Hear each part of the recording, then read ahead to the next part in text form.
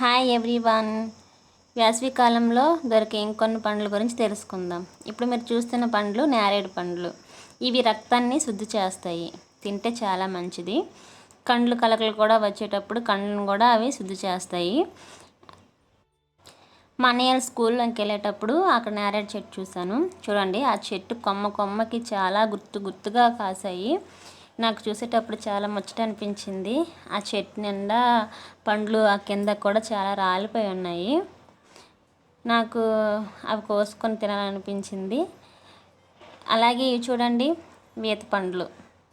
ఈతకాయలు ఎవరికి తెలుసు? ఎవరికైనా తెలిస్తే కామెంట్ చేయండి.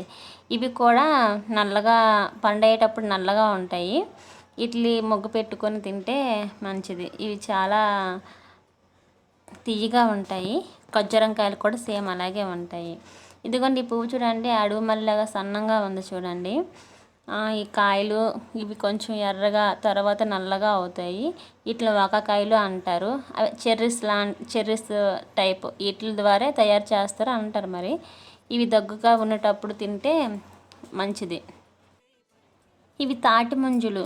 వేసవి కాలంలో తాటి ముంజులు తింటే ఒంటికి మంచిది, చల్లగా ఉంటుంది, చల్లదనం ఇస్తుంది. వేసవి కాలంలో ఇవి చాలా ఇరువుగా దొరుకుతాయి మనకి. ఈ తాటి ముంజలు అనేవి వేసవి కాలంలో